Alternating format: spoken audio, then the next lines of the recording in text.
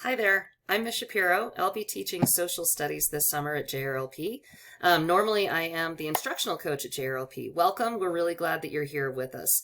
I wanted to show you how this works. I've taught summer school for several years, and I always enjoy it because I enjoy working with students and helping them to be successful and to conquer these things that may be standing in your way. All right? So anyway, this is something that I always have my students do, and it's where they create a plan.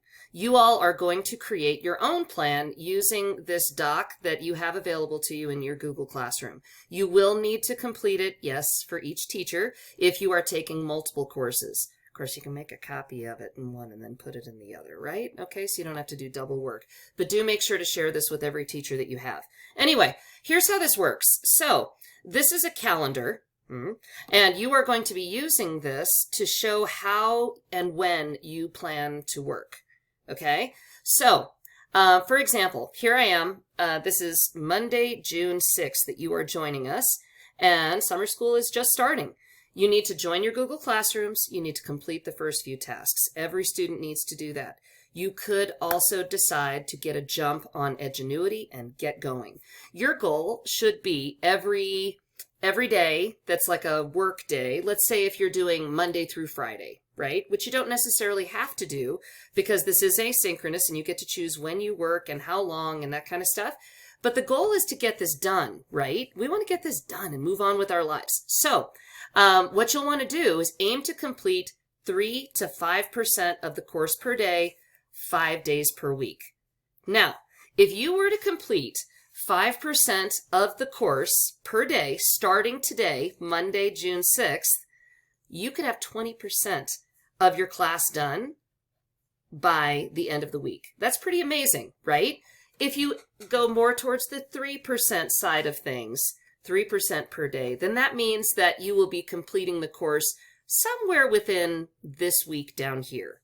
Okay, now I've had students who have completed an Edgenuity course over a weekend and then done the final and been done and ready to start their summer and do other things. It depends on you and your schedule. So that's what we need to know here. Like, let's say Tuesday the 7th. If I know that I have work and I probably am going to be working from like 3 to 8, okay? I might choose then to say, okay, well, I'm going to do my summer school in the morning. I'm going to do my course. I'm going to do U.S. history, okay? I'm going to do U.S. history from maybe, I don't know, 10 until noon, all right? Now, here's a major thing. You want to make sure that your time that you're using on Edgenuity is actually active time. If you have a lot of idle time, then that's an issue. That means that you may be distracted by other things. Maybe you need some help on something. Maybe something's not clear. That's when you reach out to your teacher to ask, okay? And we are all available via Google Chat. You know, we've also got cell phone numbers on there for you if you should need to call. Please make sure to reach out. Anywho, back to the plan. So let's say on Wednesday, if I know that I am going to be with friends and I got plans. I don't have time to work today. I'm not going to do that. Okay, fine. No problem. But then I'm going to be back at it on Thursday and I'm going to say U.S. history, let me plan to do in the afternoon, maybe from 2 until 5. Okay?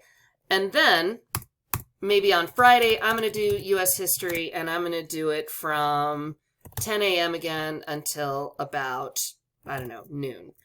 Then I'm going to see how far I get. If I'm at like 20%, I'm going to feel really good about myself and I'm going to be like, psh, I'm going to take the weekend off, all right?